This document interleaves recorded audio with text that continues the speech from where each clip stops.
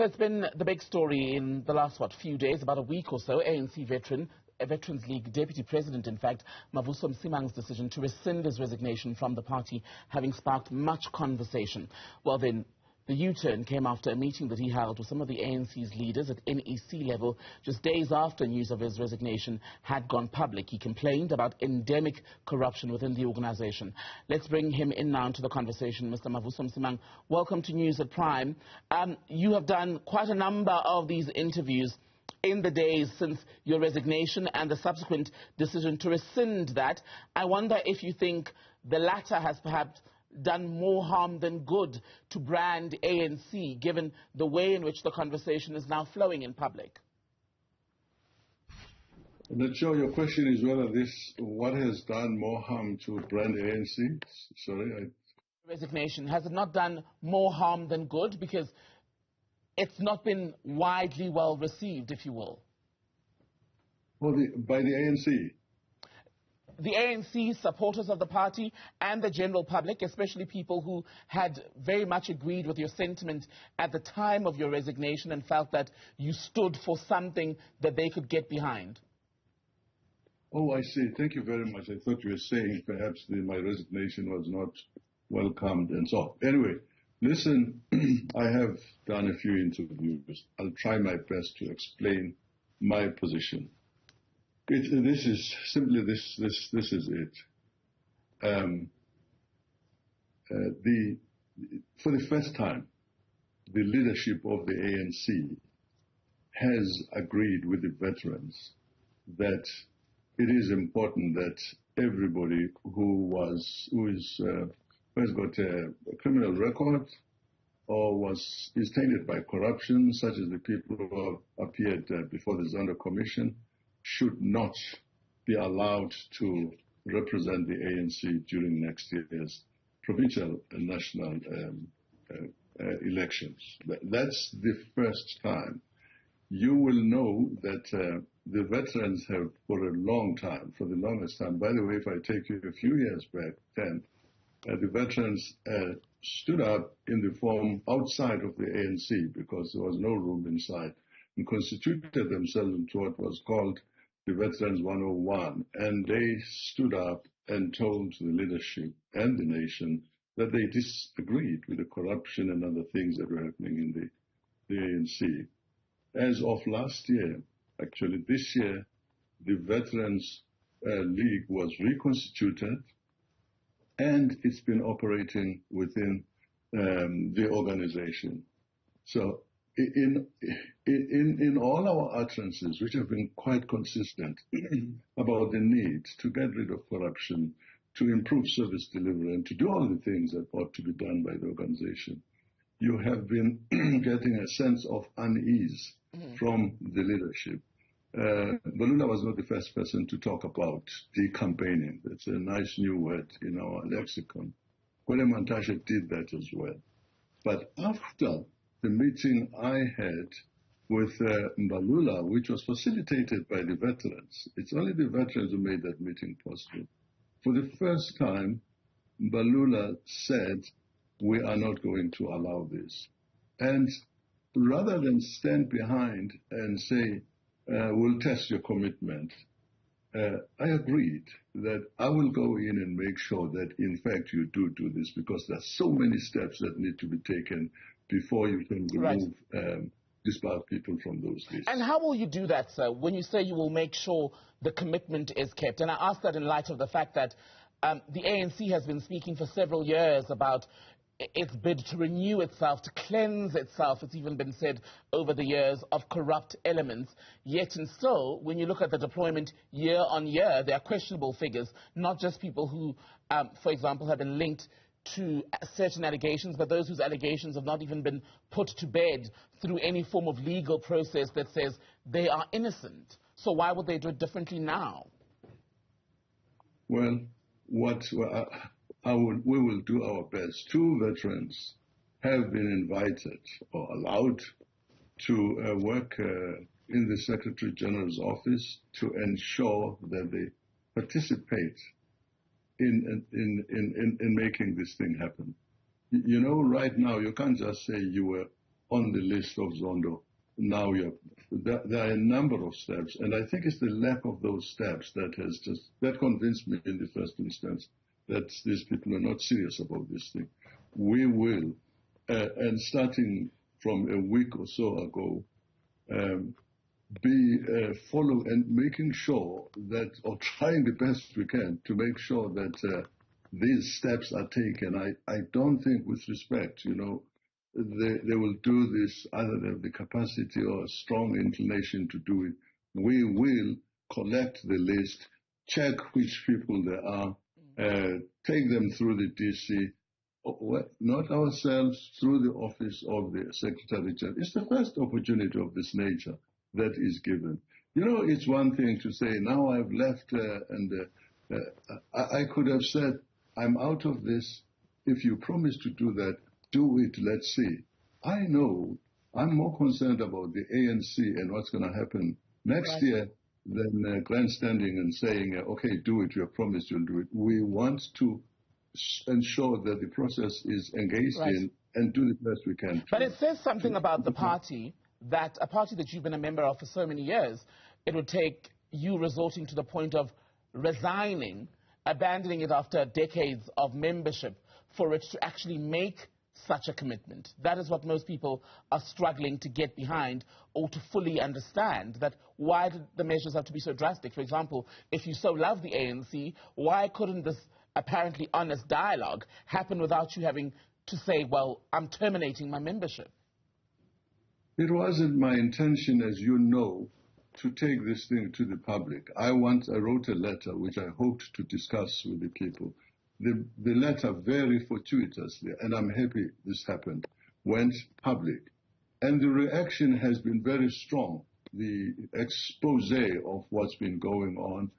And this final straw that I said broke my back was the fact that in the light of upcoming elections, when the ANC leadership has been told that if they go into elections in the current form, they are certainly not going to make more than 40% or something like that. They would need to go into a coalition. Mr. Mhototo, listen here. If our thinking in the Veterans League is that if you presented to the public, to the voters, an ANC that was shorn off these tainted people, that didn't have them, really the chances of them crossing the 50% line are very, very great if this is done genuinely, and this is what we're trying to do. So yes, we are of the ANC, and we've been wanting it to perform properly, but believe you me, we don't know what's going to come to this country if no party wins the outright majority. You've seen what's been happening at metro level.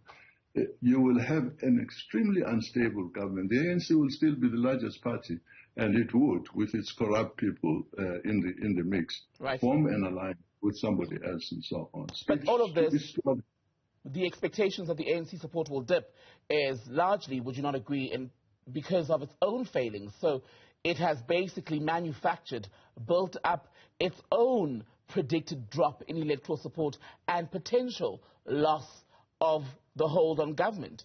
It's to blame for that, is it not? It is, absolutely. We're in agreement. What's the change in what I'm saying? Absolutely. The conditions that were, all the things that I say in the 4 pages of my letter do not change. I didn't have to withdraw that to go back. I wasn't asked by President Ramaphosa or Gwede Mantashe to go back there. The veterans were saying, now that you have fortunately put this thing in the public domain, there is really, I would say the leadership is really shaken. It is shaken. And allowing us to ensure that the process is followed does mean that the veterans are being acceded, their voices being acceded to. No, not for me to guarantee it will happen, but I wouldn't regret that I had tried the best I can, and that my being inside there is much more important for the process than my being outside. Yes, God plaudits and was praised and all of that, but sitting outside, as the veteran said, your voice is completely muted. You're inside there, you'd never be invited to be in a committee that is working with the SG to get sure that these changes take place. Sounds to me as though you never really wanted to leave the ANC. Am I getting the right sense from you? I don't know what makes you say that. By that I mean the fact that, A, you have indeed gone back, but you say, even in conversations that we had with you, people were saying, you know, to effect change, you would be, they believe, more effective within the fold of the ANC. Did you make an emotional decision when you wrote that letter? Were you hoping that from that letter what would come would perhaps be private talks that would ultimately result in you staying without, let's say, many of us having had access to the letter or even have known that that's what had gone down? I don't know. The intention was to discuss that letter, by the way, in the first instance. It was to discuss it. They would have responded and said, well, sorry, go if you want to go. That's it. But if it gave them the opportunity to say, no, man, let's see how we can do it, we would have discussed, I suppose. But we're really talking a very hypothetical thing here. I wrote the letter, sent it to the SG, did not give it to you guys in the media, and it was leaked there. Happily, I repeat, happily, and I think I became an overnight hero of some sorts. I wasn't that to the people who were involved in the processes of changing the thinking of the organization outside. And I said, no, join us. Do you care at all then about people who say you rescinding the resignation has changed their impression, their perception of you, where they say they feel now that you're not a man of your word because one meeting with Figile Mbalula is all it took for you and a few commitments for you to go back on your word? What would they say if, in fact, we succeed to get rid of these people? What would they say? Well, they would say that they've seen for decades, well, for at least the better part of the last decade and a half, commitments from the ANC to rid itself of corrupt elements, to do better, yet nothing has come to fruition, as evidenced by your own resignation in just the last few days. Yes, I'm asking a question. I understand why they use words like flip-flopping, I've been given or promised money and so on. I have explained why I have gone back. You say I don't keep my word. That's fine, I think. I'm sorry about that. But I can't give you a better explanation than that. My letter, not intentionally, but it had the good effect of triggering some shock into the system and opened up doors that were closed. There is no way as veterans, you've heard people saying the veterans are busy decampaigning when they were calling for things that are written in that letter of mine. I don't think you'll hear any much of that decampaigning now.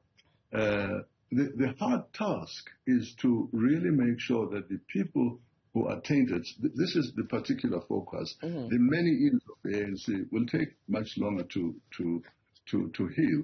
But I really believe that a lot of the people who have faith in the ANC and who would see it wean itself of corrupt people would think twice. I'll tell you this thing. It's amazing also the number of people who have said, sorry, Mr. Msimang, we understood your frustration, but we're so happy you're back. There are many who say that.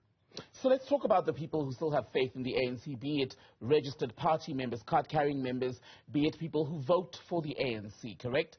Yes. Is it fair for them to hold you and the rest of the veterans responsible, accountable, if this promise to reform, to renew, to hold those with questionable reputations to account, if that does not materialize? And if so, how would you want to be held accountable? Why would they be held accountable? Suppose I left the organization as I did, and these things still didn't change. All I would say, I'm vindicated. That's why I left. And look at where they are now. That's the only difference that would happen.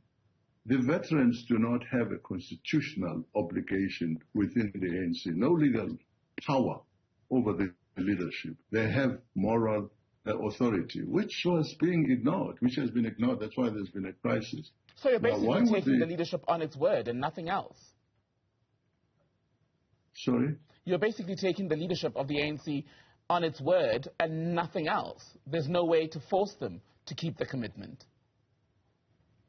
Well, I don't understand. I'm saying to you, when I go back there, and I have gone back, we have already had one meeting, which I would never have been allowed in the past, together with another veteran, working in the SG's office, to start the process of removing the people that we're talking about.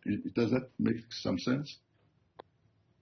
So, and bear with me here, Mr. Msimang, just lastly, because I'm told we're out of time.